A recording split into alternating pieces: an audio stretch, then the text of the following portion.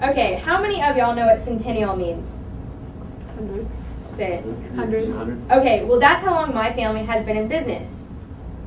In 1910, my great-great-grandfather, Elias Bryan, opened the first restaurant named Bryan's Barbecue in Oak Cliff. He moved his family from Cincinnati, Ohio for a better living. This was a time when there was no AC, cars, TV, or radio, which obviously was a long time ago because we have all that now. He worked at this restaurant till 1928 when he passed away. This is Elias's oldest son, Red Bryan, or his original name was William Jennings Bryan, but they called him Red Bryan for the color of his hair. He opened Red Bryan's Smokehouse in 1930, but this was the time when the Great Depression was happening, so obviously they had very little money.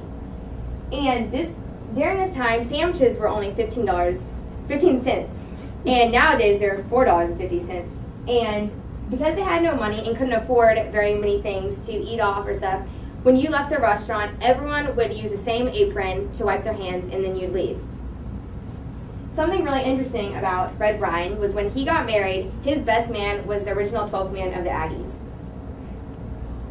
This smokehouse was not the original one. The original one was in a large streetcar because they had no money. And he opened this one up off Jefferson Street in 1947. And he worked here until he passed away. Sonny Bryan's Barbecue, this may sound familiar, but Sonny Bryan was a son of Red Bryan. And he opened this in the late 50s.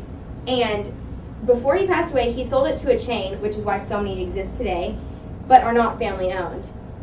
And he did this to provide for his family, so they'd have a better living and could still have money when he passed. This is my grandfather, David Harris. He's the third generation, along with Sonny Bryan. Originally, my grandfather was not into the barbecue business, and he was like, that's not my thing, I'm just going to do law enforcement. So he was the deputy chief police officer. And ironically, his uncle came to him and told him that the law enforcement business was way, way too dangerous because many things were happening. And this was after JFK was assassinated. And my grandfather was one of the guards waiting for JFK to come, but never arrived because of the assassination. So after this, he decided to open up the barbecue business in 1965 off of Collins Street, where the Cowboy Stadium is now located. And in 1988, he opened the new one at the current location off of Park Row. He worked here until 1992. This is my dad on the far left, and he is the fourth generation. He bought the business in January of 1992 when my grandfather was elected constable of Precinct 2.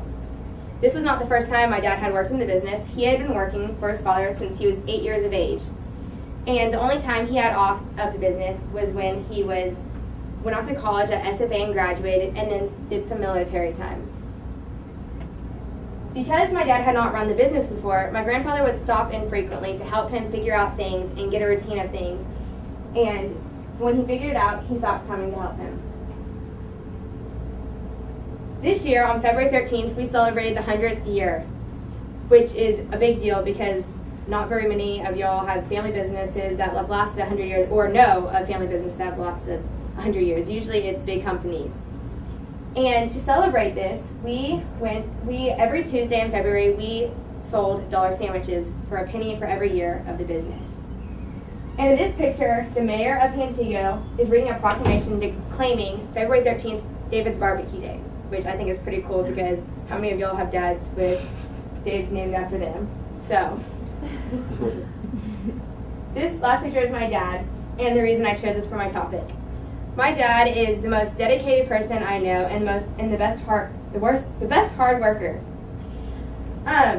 He will never fail to provide for my family no matter what the situation is, and that's what makes me so grateful for him and the family, because he didn't have to choose to go into this business. He could have been doing something else, but he did it for our family and to provide.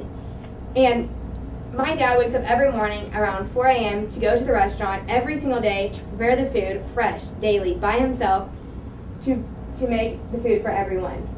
And when I complain about waking up at 8 every morning or getting 7 hours of school today, but my dad gets about 15-hour work day and 6 hours at night if he's lucky.